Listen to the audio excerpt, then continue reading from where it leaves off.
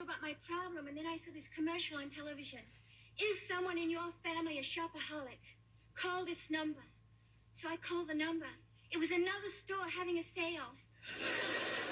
And it started out, I'd go in and buy a lipstick, and then I'd go back and buy two. A pair of shoes wasn't enough. I was buying more and more, things I didn't need at all, like brassieres. And then my shopping got out of control. I couldn't remember where I shopped the night before. One morning, I woke up in Las Vegas with a strange purchase lying next to me. And then my family started to suffer. There were mornings my mother would chase me out the door yelling, "Don't take the card. You'll bill yourself."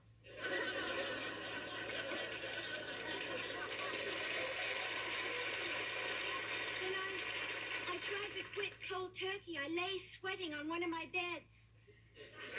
Shopping by phone, buying Slim Whitman and the Ginsu knife. Then I hit bottom, the basement at Kmart. Buying stuff with no labels on it. My mother came to my rescue. She's a member of this group called MAD.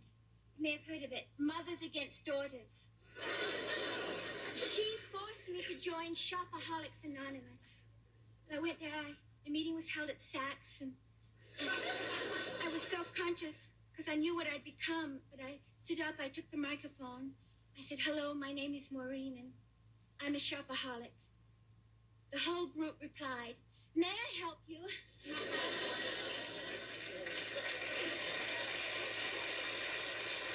That's behind me now. Now I'm trying to be strong, I'm trying to be tough, I'm trying to think like a man.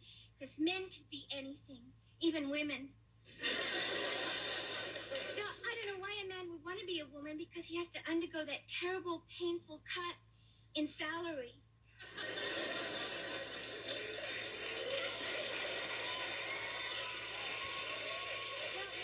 The roles are changing. Like my last date acted feminine. He dimmed the lights, poured the wine, put on the soft music. So when the time was right, I acted masculine. Took off all my clothes except my socks, then lay on the bed and started snoring.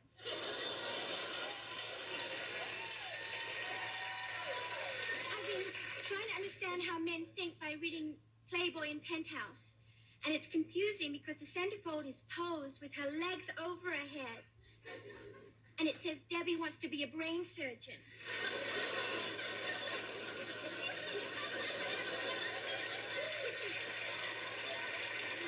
It's strange because she looks like she's just had a lobotomy. But all women aren't like that. We're not. We don't all take showers wearing high heels, holding a popsicle. And we don't all drive naked with our legs straddling the steering wheel. That's the Playboy Hugh Hefner philosophy. I think, therefore I drool. Penthouse.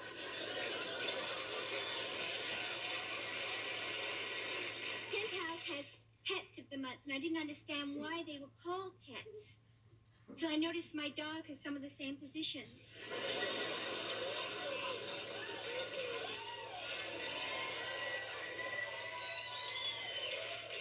Bob Guccione, the publisher of Penthouse, sometimes poses with the pets, and he wears all his gold chains, and I didn't know why he wore so many. And then someone told me it was to cover the spot where he had his heart removed. I heard that he has a lot of problems. His human heart keeps rejecting his baboon body.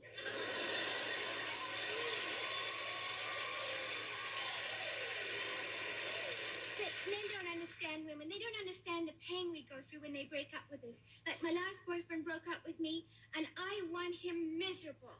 I want him down on Skid Row. I want him to die a slow, agonizing death. Because I really love him. And the other problem is that women don't have enough role models. We have Cyndi Lauper, we have Madonna, we have Prince. Cyndi Lauper speaks in a very strange accent that only wrestlers can understand. And she says, "Girl, just want to have fun." And she looks like she stuck her head in a Vegematic. Madonna is called Madonna because she knows that a lot of men believe in immaculate conception. They do. Men are always telling women what you have to go and get yourself pregnant for. Maybe in order to be a success with a man, a woman has to be like Madonna.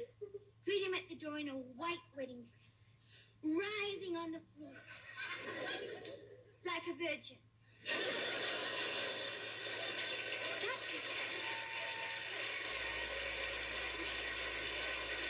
That's how you can tell a virgin. It is. Well, look around you. How many women do you see doing this? Just me.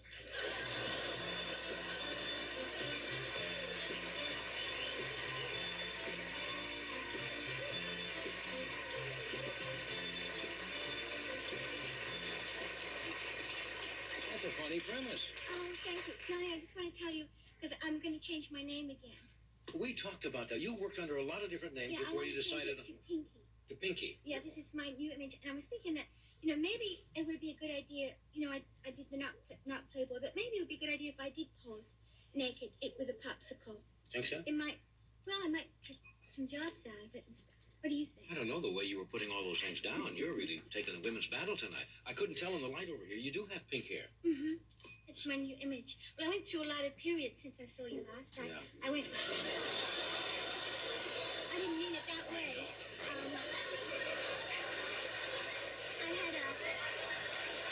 This is not a medical convention, you know. I had a punk period. A punk period. You went through a punk period? Yeah, I had little knives. Could you miss that? Knives in my ears and, spike belts, because I'm Catholic. Catholics are into pain. And then I went through my masculine period where I was wearing a men's suit because somebody said it would be a good idea for me to be masculine. And that's how, the joke I wrote about the socks? Yeah. Well, I came up with that joke because I went out with this Greek rope salesman. Greek rope salesman? And he was an actor, but he sold rope on the side. And he came to my house, and, well, I was fully dressed, but, he took all his clothes off except his socks and lay on the bed and started snoring. I thought, well, gee, that's what they do. Yeah. So that's a good way to joke about it. But I haven't had too many. I'm broke up with somebody, so I'm not going to ever fall in love again because I can't write jokes. It messes me up. But I did have somebody.